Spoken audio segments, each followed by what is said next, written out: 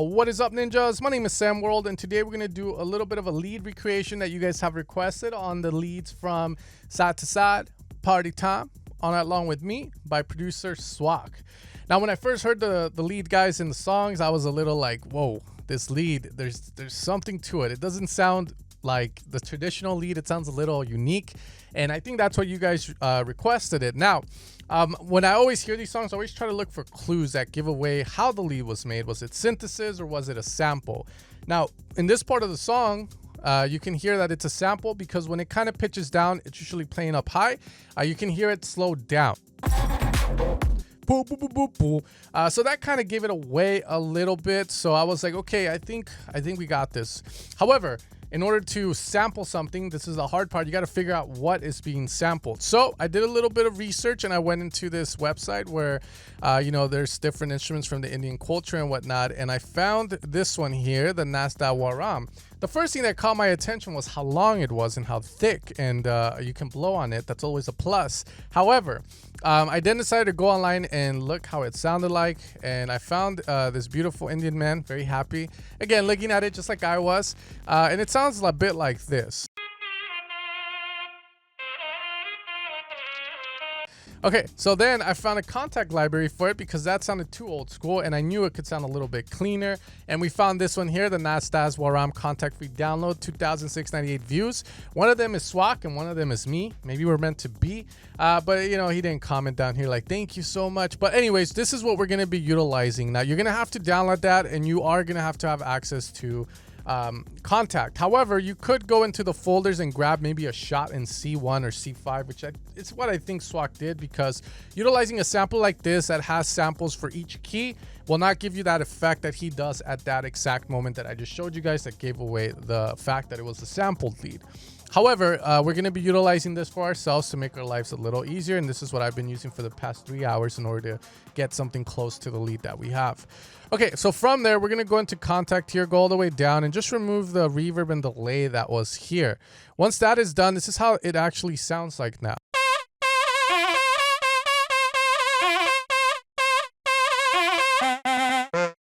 Okay, so it has a lot of the flow that the original does, but still, the original is just so processed and digitalized that we need to do that. Now, the next thing I decided to do is utilize vocal synth too, because there's also vocal characteristics in that sound that he has.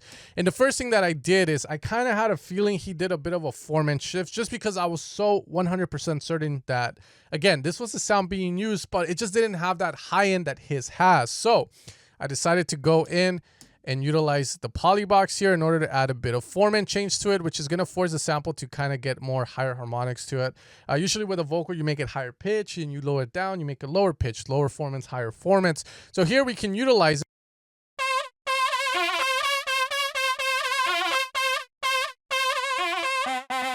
So once we got it around there, it starts to sound a little cool. So something that you guys could do is you could probably run your leads through these and see if it gives it a very unique kind of vibe. It's something very simple that goes a long way.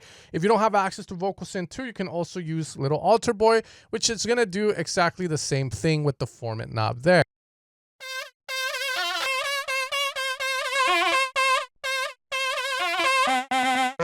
Now you are going to notice you are going to lose a little bit of body to the lead, but if you watch my previous tutorial on the Seth Hills lead, you know that you can always add body to the lead by boosting in the mids. So again, signal flow, the EQ would come after the altar boy, not before it. Okay, anyways, we're going to go back to our baby vocal synth too, because I paid for it and whatnot. And from there, I decided to add a vocoder layer to it as well. Now, the way the vocoder works, guys, is simple. Vocal synth is going to have essentially like a mini synth inside of it that creates a bit of a tone, a saw tone. So we're going to go here to look at this, and then we're going to go with a sync saw. The pitch by default is a -12, which makes it sound like this.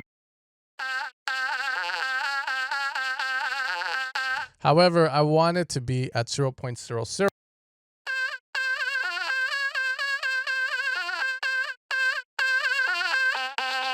From there, we're going to layer that with the polyvox.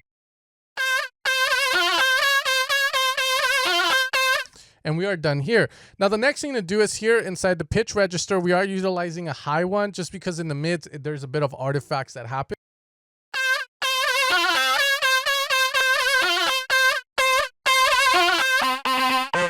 Okay, so we're going to go with that there when we are done. Now from here, Vocal Synth 2 is also going to have some really good effects that you can utilize.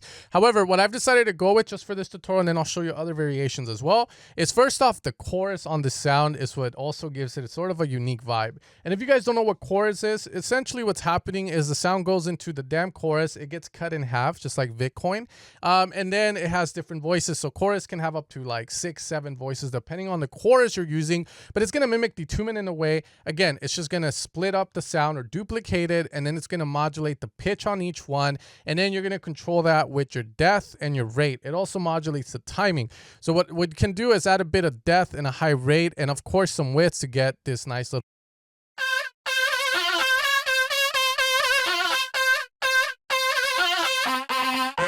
So I think you kind of get the idea that you're like, okay, this is starting to sound a little closer to it. And yeah, it is. And then we're going to use a bit of delay to widen it. The delay is just going to be doing the Haas effect. So we have this kind of low here and putting the width all the way up and the feedback low so we don't get.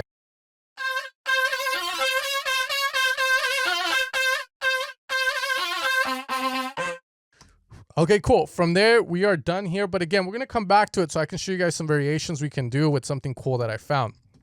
From there, this part on, guys, is the part that kind of gave me a little headache. First off, I'm going to put a lot of reverb on the.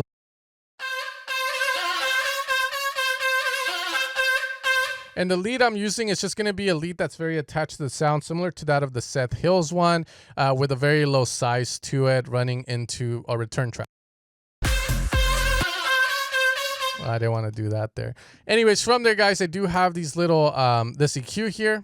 And this is, again, the part that I hate, because with leads, I want them to sound clean. You know, I want them to sound full of body and life. But when you hear these kind of tracks, sometimes the way they are mixed also makes them sound a little unique. However, I decided to EQ it up in a very clean way.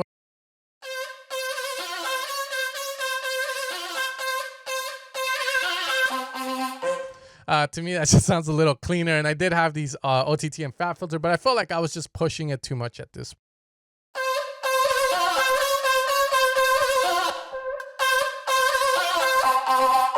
You can kind of see how I'm pushing it a lot because you can hear the crackles and whatnot.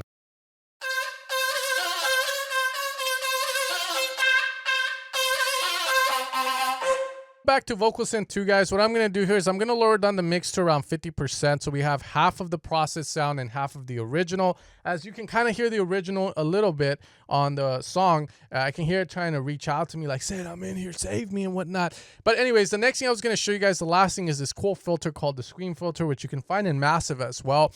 And what it does is it adds a bit of a distortion on the frequency that you set it at. So if I put this around the midway,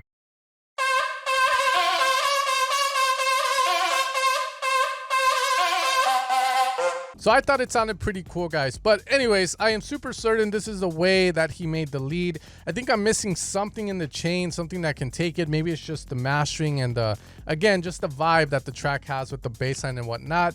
But this is the closest I could get the lead, and hopefully, again, it teaches you guys something about how these leads are made.